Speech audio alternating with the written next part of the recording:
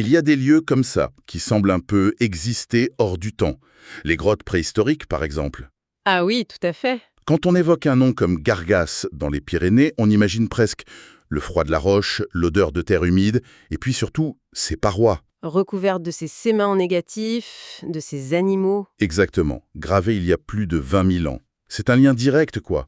Mais un lien qui est d'une fragilité extrême. C'est tout le paradoxe de ce patrimoine. Pour le protéger, il faut presque le cacher. Notre simple présence, notre souffle qui libère du CO2, de la vapeur d'eau, la moindre lumière, Tout ça abîme les œuvres. tout attaque la roche et les pigments.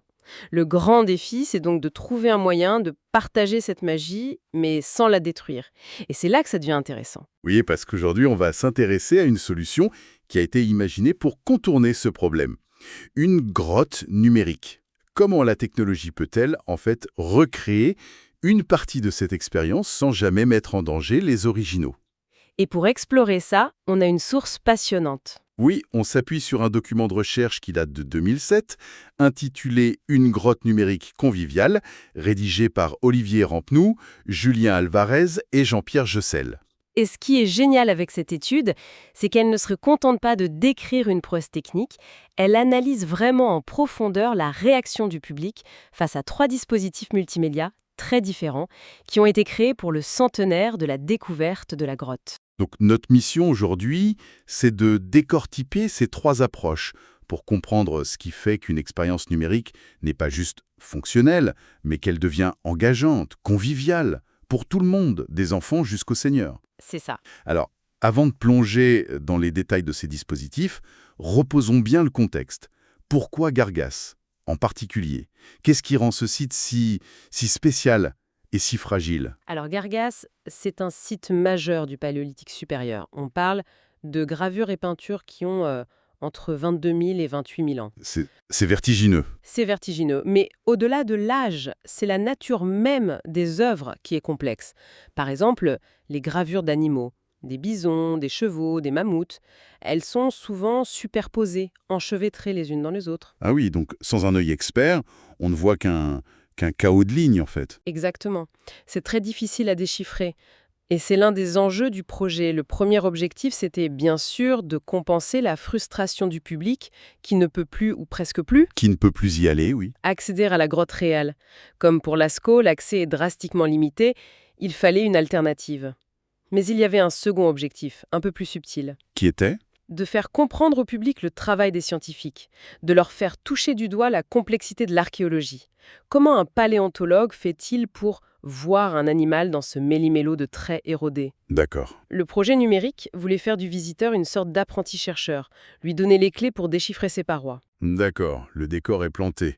Un trésor fragile, un public frustré et 7 enjeux pédagogiques forts. Et pour répondre à ça, l'équipe a imaginé non pas une, mais 3 expériences. On entre dans le vif du sujet. Et la première a eu un succès assez spectaculaire. C'est le tableau multimédia interactif. Oui, le concept est à la fois simple et très théâtral. Il faut imaginer une grande surface verticale, un peu comme un tableau d'école, mais blanc. Sur cette surface, on projette en très haute définition et à taille réelle une photo d'une des parois les plus complexes de la grotte. Hmm. Et à côté, un animateur tend au visiteur un stylet optique. Et qu'est-ce qu'on doit faire avec ce stylet? L'animateur invite le visiteur à jouer les détectives. Regardez bien ce chaos de lignes. Est-ce que vous ne voyez pas un animal caché ici? Peut-être une tête, une patte?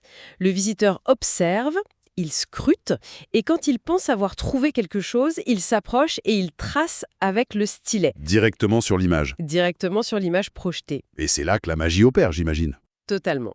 Si le tracé est correct, le système le reconnaît et hop, il superpose instantanément le relevé scientifique officiel en couleur vive. Et l'animal, qui était perdu dans la masse, apparaît soudain, révélé par le geste du visiteur. Ah, c'est génial. L'intention des créateurs était vraiment de créer un spectacle. Le visiteur ne fait pas qu'apprendre, il accomplit un acte de découverte. Il devient lui-même un peu archéologue. Et la réaction du public, elle a été à la hauteur. L'étude décrit un succès retentissant. C'est devenu un point de ralliement. Des groupes se formaient spontanément.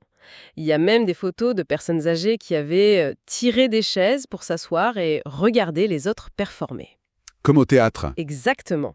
Et le plus frappant, c'est que personne, quel que soit l'âge, n'avait la moindre appréhension à prendre le stylet. La technologie était complètement transparente. Ce succès est fascinant, avec une approche aussi physique et collective. Mais ils ne se sont pas arrêtés là. Ils ont voulu tester autre chose, une approche plus individuelle, plus inspirée des jeux vidéo. Pour les plus jeunes notamment. C'est le deuxième dispositif. Oui, le Serious Game. Et là, on change complètement d'échelle et d'ambiance.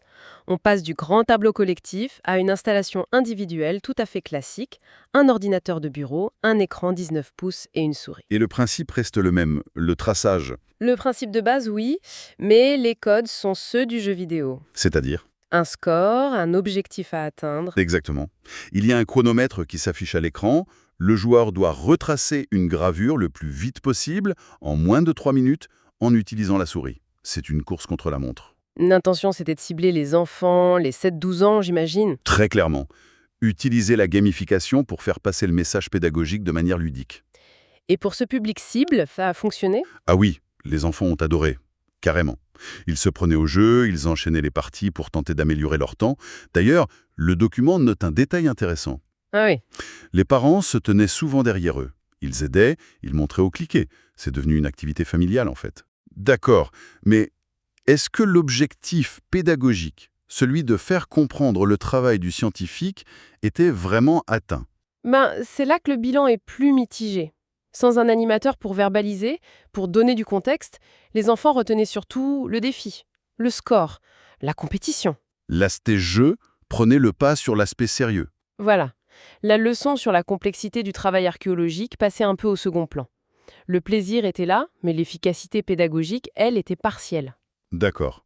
On a donc une expérience collective très réussie et une expérience de jeu individuel qui marche bien, mais avec ses limites.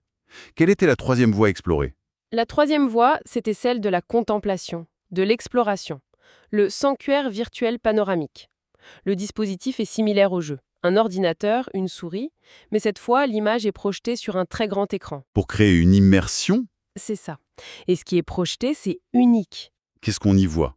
On y voit une partie de la grotte qui est totalement et définitivement inaccessible à quiconque. Même aux scientifiques. C'est le sanctuaire des mains. C'est une reconstitution virtuelle à 360 degrés. Une sorte de Google Street View de l'endroit le plus secret de Gargaz. C'est une excellente image, oui. L'idée est d'offrir une visite impossible, d'accéder à un lieu sacré, dans un confort total, lumière parfaite, temps illimité. Et l'interaction, c'est de se promener dans cet espace avec la souris. Voilà, on peut regarder en haut, en bas, zoomer sur un détail. L'expérience est accompagnée par les commentaires d'un animateur. C'est une approche beaucoup plus contemplative. Et là, comment le public a-t-il réagi? On pourrait s'attendre à un grand enthousiasme, non? Voire l'interdit. Eh bien, c'est la grande surprise de l'étude. La réaction a été beaucoup plus froide. Pas bon? Oui. L'étude rapporte que les adultes écoutaient très attentivement les explications de l'animateur, mais qu'ils ne touchaient quasiment jamais à la souris. Jamais? Ou presque. Ils laissaient l'animateur piloter la visite, se mettant en position de spectateur passif. C'est incroyable. Ils n'osaient pas interagir? C'est exactement ça. Il y avait une sorte de blocage, de peur de mal faire. Par contre, les enfants, eux, Aucune hésitation, j'imagine. aucune. Dès qu'ils le pouvaient, ils prenaient la souris et partaient explorer l'espace dans tous les sens pendant de longues minutes. On a donc 3 dispositifs et 3 réactions radicalement différentes, surtout chez les adultes. Et c'est là que ça devient vraiment passionnant, parce que les chercheurs ne se sont pas contentés de constater ces différences. Ils ont cherché à les analyser avec une grille de lecture très précise. Oui, ils ont mobilisé un concept qui vient de l'ergonomie du logiciel, celui d'utilisabilité. C'est même défini par une norme internationale, l'ISO 9241-11. Ça peut paraître un peu technique. Mais en fait, c'est très simple et très éclairant. L'utilisabilité d'un système, ça se mesure selon, on va dire, 4 grands critères. Alors, voyons ça. Quel est le premier? Le premier, c'est la sécurité. Non pas la sécurité physique, mais psychologique. Est-ce que l'utilisateur se sent en confiance pour interagir? Est-ce qu'il n'a pas peur d'être jugé, de se tromper, d'avoir l'air ridicule? D'accord, la peur du jugement. Le deuxième critère, l'efficacité, j'imagine. Exactement. L'efficacité, Mhm. est-ce que l'utilisateur atteint un objectif? S'il doit tracer un animal, est-ce qu'il y arrive? Le troisième, c'est l'efficience. C'est-à-dire? Est-ce qu'il y arrive facilement, rapidement, sans avoir besoin d'aide constante ou de faire des efforts démesurés? Et le dernier, qui est sans doute crucial ici, le plaisir. Est-ce que l'expérience est agréable? Est-ce qu'elle génère de l'enthousiasme? Précisément. Et si on applique cette grille aux trois dispositifs, les résultats sont sans appel. Le tableau multimédia coche toutes les cases. Sécurité, efficacité, efficience, plaisir, tout y est. Tout. La sécurité, tout le monde ose prendre le stylet. L'efficacité, les gens trouvent les animaux. L'efficience, l'outil est simple. Et le plaisir est maximal. C'est un système convivial. Pour le Serious Game, on a vu que c'était plus contrasté. Oui, le plaisir et la sécurité pour les enfants sont là.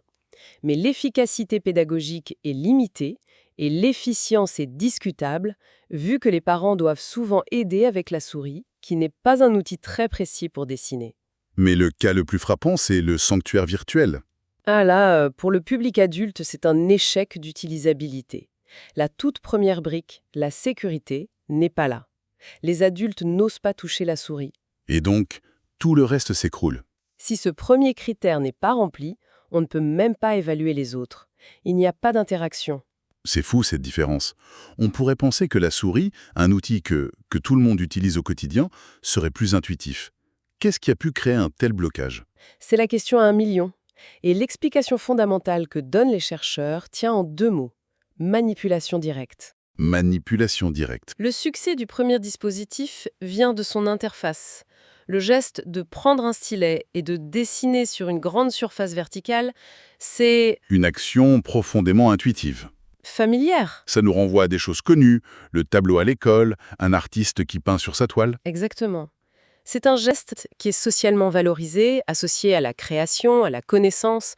Il n'y a pas de bonne ou de mauvaise façon de tenir un crayon pour dessiner, donc la peur de l'échec est très faible. Et la souris, c'est l'inverse. À l'inverse, la souris, pour ce type d'action, est beaucoup moins naturelle. Elle crée ce que les ergonomes appellent une distance cognitive. La distance cognitive, c'est le fait que le geste de la main et le résultat à l'écran sont déconnectés. Précisément, la main bouge sur un plan horizontal, la table, alors que le curseur bouge sur un plan vertical, l'écran. Notre cerveau doit faire un travail de traduction constant, ça demande de la concentration. Et franchement, qui n'a jamais galéré à dessiner un truc précis avec une souris? C'est une expérience d'humilité, c'est certain. On comprend pourquoi les enfants avaient besoin d'aide. Je me demande quand même si on ne blâme pas un peu vite l'interface de la souris pour le sanctuaire virtuel. Est-ce que le problème n'était pas aussi le manque d'un objectif clair? Avec le tableau, c'était trouver l'animal. Avec le jeu, battre le chrono. Là, c'était juste explorer. Ce manque de but, ça a peut-être paralysé les adultes, plus que l'outil lui-même, non? C'est une excellente remarque. Et je pense que les deux sont liés, en fait. L'absence d'objectif clair a probablement amplifié le malaise lié à l'outil. Avec la souris, non seulement le geste est indirect, mais il est aussi perçu comme plus technique. Il y a une bonne et une mauvaise façon de s'en servir, on peut être jugé maladroit. Et dans un contexte public, face à un grand écran. La peur de paraître incompétent avec un outil qu'on est censé maîtriser a pu être un frein majeur. Le stylet, lui, a un côté plus artistique, plus décomplexé. Les chercheurs utilisent un autre concept pour affiner cette idée, celui d'affordance. Oui, l'affordance est une notion géniale. C'est la capacité d'un objet à suggérer sa propre utilisation. Une poignée de porte afforde d'être tournée. Un bouton afforde d'être pressé. Le design de l'objet nous crie « Voilà comment tu dois m'utiliser Et dans notre cas, l'affordance du stylet et du grand tableau est... » très forte. Elle ne suggère pas seulement un geste, elle suggère un rôle social. Prends ce stylet et tu seras l'artiste, le professeur, le chercheur qui révèle un secret devant une audience. L'objet invite à une performance publique. ce qui le rend désirable et élimine l'appréhension. Tout à fait. La souris, dans ce contexte d'exploration libre, a une affordance bien plus faible. Son invitation est plus timide. Tu peux me bouger si tu veux. Alors attends, si je comprends bien, la grande leçon ici, c'est presque un paradoxe. La technologie la plus efficace, c'est celle qui se fait oublier, celle qui s'efface derrière un geste qu'on connaît déjà tous. C'est exactement ça. C'est complètement contre-intuitif, à une époque où on cherche l'immersion la plus spectaculaire, la technologie la plus visible. Le succès du tableau, ce n'est pas un succès technique, c'est un succès humain et culturel. Il a réussi parce qu'il s'est appuyé sur des gestes, des références qui sont profondément ancrées en nous. La technologie n'était qu'un support pour permettre une expérience de découverte et surtout une expérience de partage collectif. C'est vrai. Les gens ne regardaient pas un écran, ils regardaient une personne en train de faire une découverte et ils la partageaient avec elle. Ce qui est fascinant, c'est que cette étude date de 2007. C'est juste avant l'explosion de l'iPhone et des écrans tactiles qui ont justement banalisé ce principe de manipulation directe. Et pourtant, sa leçon me paraît plus pertinente que jamais. Absolument. Aujourd'hui, on parle de métavers, de réalité virtuelle, d'interfaces toujours plus complexes pour une immersion soi-disant totale. Et cette vieille étude de Gargios nous chuchote à l'oreille « Attention, la technologie la plus puissante n'est pas forcément celle qui en met plein la vue, c'est peut-être celle qui parvient à devenir invisible. » Et ça laisse une question en suspens, pour nous, pour les auditeurs et auditrices. À l'heure où nos interactions passent de plus en plus par des écrans, comment les créateurs d'expériences numériques peuvent-ils s'inspirer de la simplicité de ce tableau magique? Comment concevoir des interactions qui s'appuient moins sur la dernière nouveauté technologique et plus sur nos gestes, nos cultures, nos rituels partagés, pour créer des moments plus intuitifs, plus signifiants et au fond, tout simplement plus humains? Merci beaucoup d'avoir suivi ce décryptage. Et si vous voulez aller plus loin, n'hésitez pas à faire un tour sur le site ludoscience.com, c'est une mine d'or d'informations.